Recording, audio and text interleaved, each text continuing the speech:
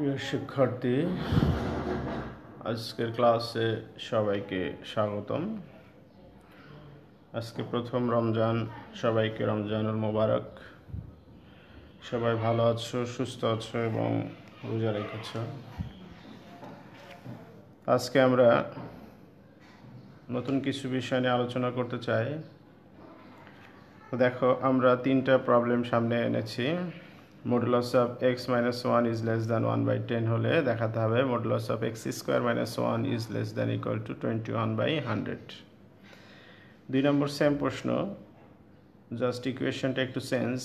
Modulus of x minus 2 is less than 1/5 হলে দেখাতে হবে যে x square minus 4 এর মডুলাস is less than 21/25। এবং 3 নম্বরটা দেখাও যে √3 একটি অমূলদ সংখ্যা। এরকম প্রমাণ কিন্তু তোমরা 9-10-এ করেছো যে √2 একটি অমূলদ সংখ্যা বা √5 √7 এগুলো একটি অমূলদ সংখ্যা। তো যাই হোক, আজকে আমরা একে একে এগুলো একটু দেখে নিই কীভাবে করতে হবে। তাহলে প্রথমটা সমাধান আমরা দেখি। তো দেওয়া আছে কি, প্রথমটা যদি করি তাহলে given modulus of x minus 1 is less than 1/10। তাহলে মডুলাস থাকলে আমাদের কি করতে হয়? মডুলাস এবং লেস দ্যান যদি থাকে, সবারই জানা, তাহলে আমরা সেই কাজটাই করব। অর্থাৎ লেফট সাইডে হবে -1/10 is less than x minus 1 is less than 1/10। এরপরে আমরা এই 1টাকে বাদ দিতে চাই, তাহলে সবার সাথে একটা +1 করে ফেলি। +1 is less than x minus 1 plus 1 is less than 1/10 plus 1। এখন আমরা লসাগু করি বা ক্যালকুলেশন করে ফেলি। তাহলে এটা আসে -1 plus 10/10 is less than x is less than 1 plus 10/10। অর্থাৎ এখান থেকে আসছে 9/10 is less than x is less than 11/10। এখন আমরা দেখি আমাদের প্রমাণে কি চাওয়া হয়েছে। আমাদের দেখো, প্রমাণে চাওয়া হয়েছে modulus of x square minus 1 is less than এত। তার মানে x স্কোয়ার আনতে হবে। যেহেতু x স্কোয়ার আনতে হবে, তাহলে আমরা বর্গ করে দেই। সবাইকে যদি বর্গ করে দেই তাহলে এটা হয় কি, এটাকে বর্গ করলে হয় 9 81 আর 10 10 100 is less than x square is less than, এটা 21কে স্কোয়ার করলে হয় 121 আর এখানে হয় 100। তো দেখো, আমরা x স্কোয়ার নিয়ে চলে আসলাম। এখন আমাদের আনতে হবে কি, দেখো আবারও আমরা চলে যাই প্রবলেমটাতে x স্কোয়ার মাইনাস 1। তাহলে আমরা সবার সাথে কি করব, একটা 1 মাইনাস করে দিব। তাহলে x 1 যদি মাইনাস করে দিই তাহলে কি হয়, 81/100 minus 1 is less than x square minus 1 is less than 121/100 minus 1। তাহলে আবার ওইটুকু লসাগু করে দিই। 81 minus 100 divided by 100, এটা x square minus 1 is less than 121/100/100। তাহলে এখান থেকে আমরা পাচ্ছি -19/100 is less than x square minus 1 is less than 21/100। আবারও আমরা প্রমাণটাতে যাই, এটা বোঝার জন্য। প্রমাণটাই আমাদের মেন টার্গেট। তাহলে দেখো, প্রমাণে আমাদের আছে modulus of x square minus 1 is less than 21/100। তাহলে যদি আমাদেরকে এটা মডুলাস আনতে হয় তাহলে কি হতে হবে? হ্যাঁ, এখানে মডুলাস যদি আনতে হয়, এখানে 21/100 আছে রাইট সাইডে, লেফট সাইডে আমাদের কিন্তু -21/100 লাগবে, তা না হলে এটা মডুলাস আসবে না। তাহলে দেখো তো আমরা এখানে এভাবে লিখতে পারি কিনা, -21/100 এর থেকে -19/100 বড়, তার থেকে x স্কোয়ার মাইনাস 1 বড়, তার থেকে 21/100 বড়। এটা কি আমরা লিখতে পারি? -21/100 আর যদি -19/100 এই দুইটার মধ্যে তুলনা করি তাহলে কে বড়? তাহলে অবশ্যই এ বড়। তাহলে দেখো, এখানে আমরা বলতে পারি কি, যেহেতু -19/100 থেকে x স্কোয়ার মাইনাস 1 বড়, তাহলে এর থেকে যে ছোট তার থেকে অবশ্যই বড়, ঠিক কিনা?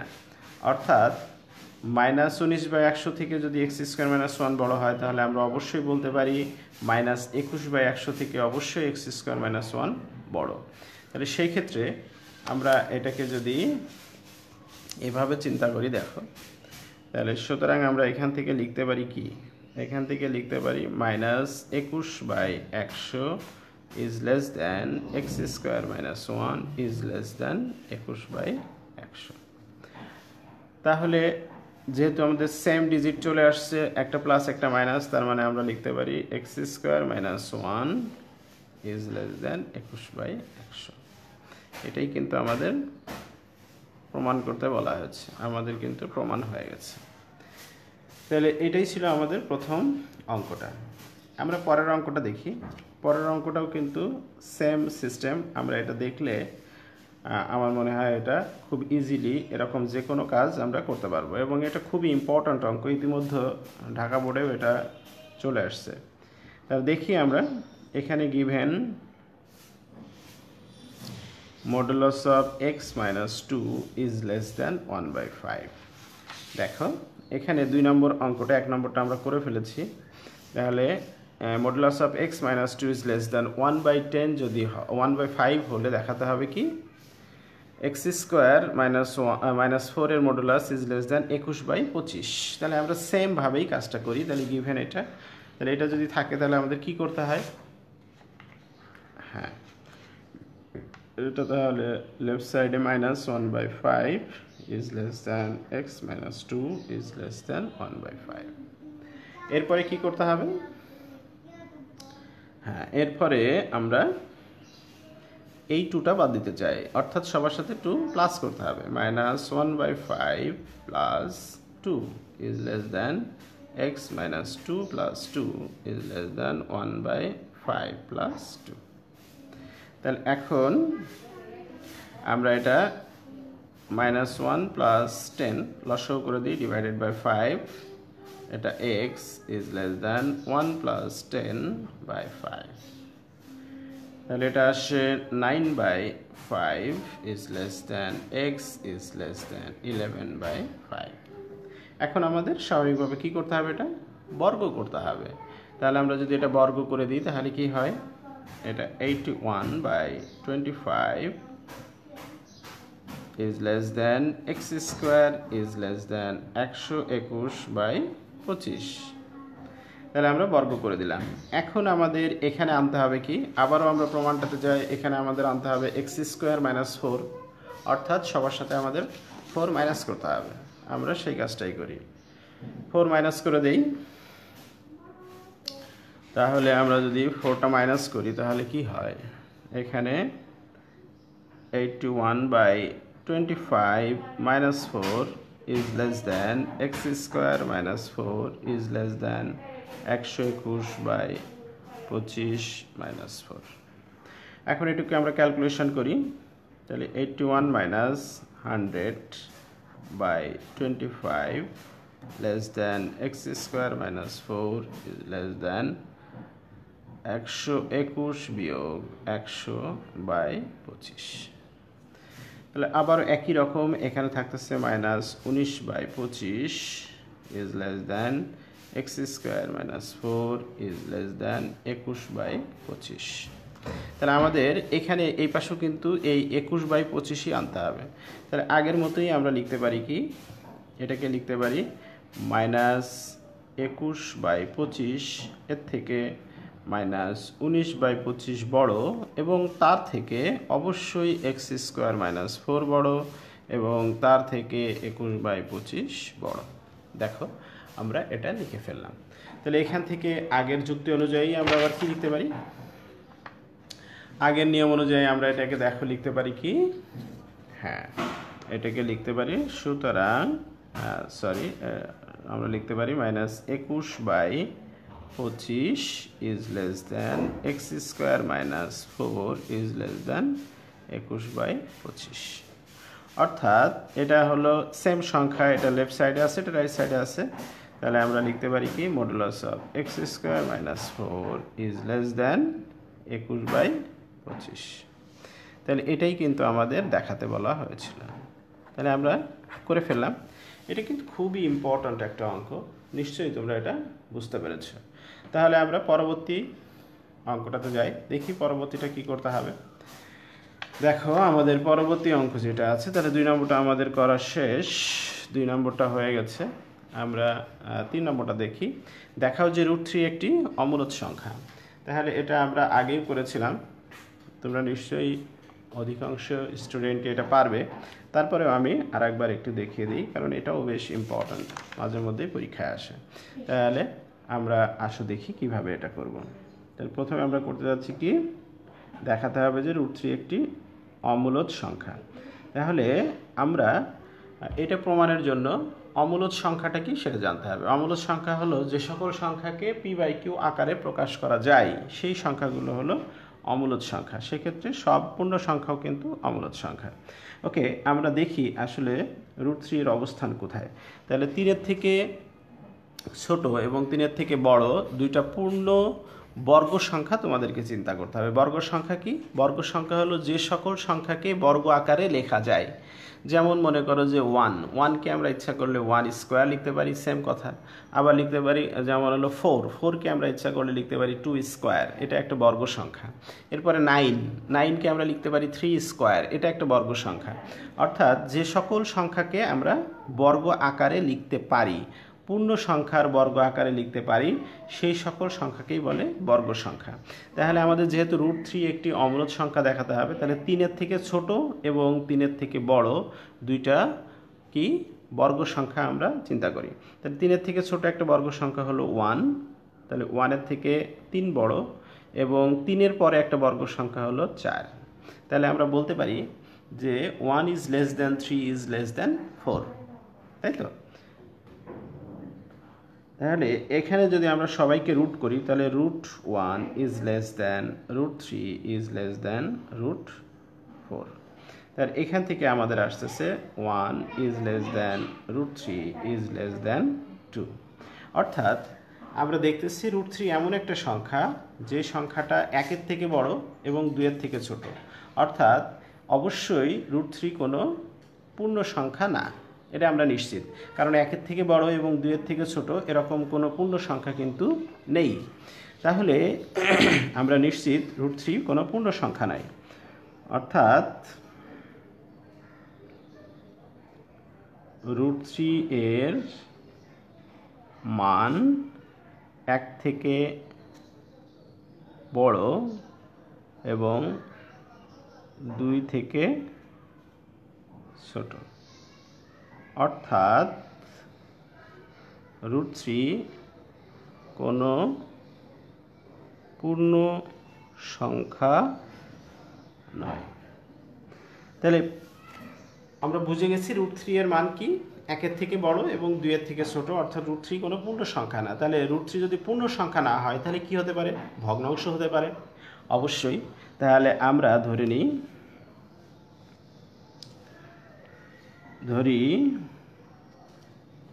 প্রথমেই আমরা ধরি √3 একটি মূলদ সংখ্যা। আমাদের প্রমাণ করতে হবে অমূলদ সংখ্যা, আমরা ধরে নিলাম হলো √3 একটি মূলদ সংখ্যা। তাহলে √3 যদি পূর্ণ সংখ্যা না হয়, তাহলে ভগ্নাংশ হবে, কারণ আমরা জানি সকল পূর্ণ সংখ্যা হলো মূলদ সংখ্যা। তার মানে এই ক্ষেত্রে আমরা কিন্তু ফেলার, আমরা কিন্তু √3 যে একটা পূর্ণ সংখ্যা এটা দেখাতে পারি নাই। তাহলে ধরে নিই আমরা √3 = p/q। কারণটা কি? যেহেতু এটা পূর্ণ সংখ্যা না, তাহলে এটা ভগ্নাংশ হতে পারে, অর্থাৎ p/q আকারে কিন্তু হতে পারে। তাহলে এখানে q is not equal to 1 অথবা greater than 1 আমরা বলতে পারি, এবং p ও q সহমৌলিক সংখ্যা। সহমৌলিক মানে কি? সহমৌলিক সংখ্যা। সহমৌলিক সংখ্যা হলো দুইটা সংখ্যা এমন হবে যে দুইটা সংখ্যা কোনো সংখ্যা দ্বারা বিভাজ্য হবে না, শুধুমাত্র 1 দ্বারা বিভাজ্য হতে পারে। যেমন মনে করো যে 9 এবং 7, 8 এবং 9 এই দুইটা সংখ্যাকে আমরা সহমৌলিক সংখ্যা বলতে পারি, কারণ এই দুইটা সংখ্যার কোনো বিভাজ্য সংখ্যা নাই, শুধু এক দ্বারাই বিভাজ্য ভাগ করা যায়। তার মানে দুইটা সংখ্যা যদি এমন হয়, সেই দুইটা সংখ্যার মধ্যে কোনো কমন উপাদান যদি না থাকে, কোনো সংখ্যা দ্বারা যদি ভাগ করা না যায়, তাহলে সেই সংখ্যাকে বলে হলো সহমৌলিক সংখ্যা। তাহলে √3 কে আমরা এটা লিখতে পারি। ওকে, আমরা এটাকে বর্গ করে দেই। তাহলে √3 square equal to p/3 whole square, অর্থাৎ √3 কে স্কোয়ার করলে হলো 3, এখানে p²/q²। তাহলে আমরা বর্গ করে কিন্তু এটা পেলাম। এখন আমরা এইখান থেকে উভয় পক্ষকে যদি একটা কিউব দ্বারা গুণ করি, তাহলে 3³ ইকুয়াল টু কী হয়, p²/3। এটা হলো কিউব দ্বারা গুণ করলাম। তাহলে আমরা পেয়ে গেলাম 3³ ইকুয়াল টু p²/3। এখানে খেয়াল করো যে 3³ এই সংখ্যাটা কেমন। তাহলে আমরা এখানে এটাকে আগে বিশ্লেষণ করি। এখানে 3³ স্পষ্টত একটা কি পূর্ণ সংখ্যা। কেন বলো তো পূর্ণ সংখ্যা? কারণ এখানে আমরা বলে দিয়েছি পি ও কিউ সহমৌলিক সংখ্যা, তার মানে পি এবং কিউ যে কোনো কনজিকিউটিভ নাম্বার হতে পারে, অথবা যে কোনো কি হতে পারে, পূর্ণ সংখ্যা হতে পারে। তাহলে যে কোনো পূর্ণ সংখ্যাকে যদি আমরা 3 দ্বারা গুণ করি, অর্থাৎ আরেকটা পূর্ণ সংখ্যাকে গুণ করি, তাহলে যে সংখ্যাটা পাবো সেটা অবশ্যই পূর্ণ সংখ্যা হবে। তাহলে এখানে 3³ অবশ্যই পূর্ণ সংখ্যা। কিন্তু খেয়াল করো, কিন্তু এখানে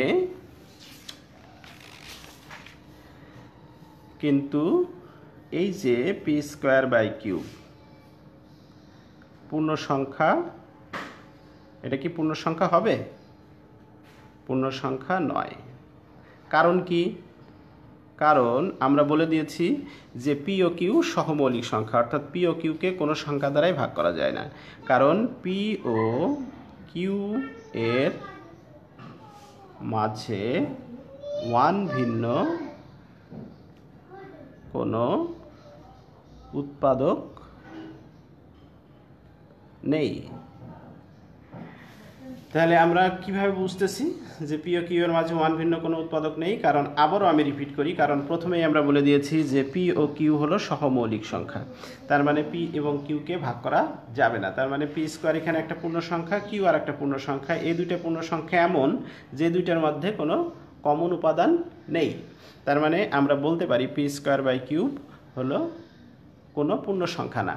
তাহলে একটা আমরা পেলাম কি পূর্ণ সংখ্যা, একটা অংশ, দুইটা এখানকার একটা অংশ পেয়েছি পূর্ণ সংখ্যা, আর একটা পেয়েছি যে পূর্ণ সংখ্যা না। তাহলে আমরা কি বলতে পারি?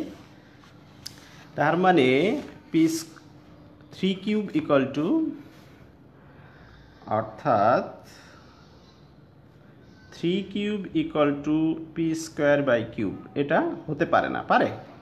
অবশ্যই হতে পারে না। তার মানে 3³ is not equal to p²/3। অর্থাৎ সুতরাং আমরা কি বলতে পারি? সুতরাং বলতে পারি যে √3 কে p/q আকারে প্রকাশ করা যায় না। যায় কি? অবশ্যই যায় না। কারণটা কি? আমরা কারণটা বুঝে গেছি যে যেহেতু 3³ পূর্ণ সংখ্যা না, 3³ পূর্ণ সংখ্যা, বাট p²/q পূর্ণ সংখ্যা না, তার মানে দুটো যেহেতু সমান না, তাহলে আমরা এসেছিলাম কোত্থেকে? এটা কিন্তু √3 ইকুয়াল টু p/q, সেখান থেকে ক্যালকুলেশন করে আমরা এটা লিখেছিলাম। তার মানে আমরা এটা যেহেতু লিখতে পারতেছি না, তার মানে কিন্তু আমরা এটাও লিখতে পারি না। তার মানে এটা যেহেতু হয় না, তার মানে এটাও হয় না। অর্থাৎ আমরা বলতে পারি যে √3 কে p/q আকারে আমরা লিখতে পারছি না। অর্থাৎ বা অতএব √3 একটি, আমরা ধরেছিলাম মূলদ সংখ্যা। তাহলে যেহেতু এটা পূর্ণ সংখ্যাও না, আবার p/q আকারেও লেখা যায় না, তাহলে অবশ্যই এটা কি অমূলদ সংখ্যা।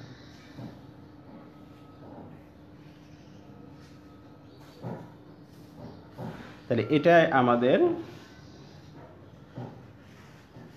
দেখাতে বলা হয়েছিল, যে দেখাও যে √3 একটি অমূলদ সংখ্যা। তাহলে আশা করি তোমরা এটা বুঝতে পেরেছ। এটাই মোটামুটি আমাদের আজকে আলোচনা ছিল। আমরা এই 3টা অঙ্ক নিয়ে আলোচনা করলাম। তা এরকমই তোমরা কিছু হোমওয়ার্ক নিয়ে নাও, তাহলে তোমাদের সুবিধা হবে, বুঝতে সুবিধা হবে। এবং হ্যাঁ, অনেকে আছে যারা খুব ভালোভাবে এই ক্লাসে অংশগ্রহণ করতেছে, হোমওয়ার্কগুলো দেখাচ্ছে। তোমরা চেষ্টা করবে সবাই এগুলা করে আসলে দেখানোর জন্য, কারণ যত তোমরা এগুলাতে অংশগ্রহণ করবে তত তোমাদের এগুলা ইজি হয়ে যাবে। তাহলে আমরা দুটো একটা বাড়ির কাজ নিয়ে নিই। দেখো বাড়ির কাজ আমরা কি নিচ্ছি, জাস্ট 2টা অঙ্ক দিব বাড়ির কাজ। একটা হলো 1 নম্বর, দেখাও যে √5 একটি অমূলদ সংখ্যা।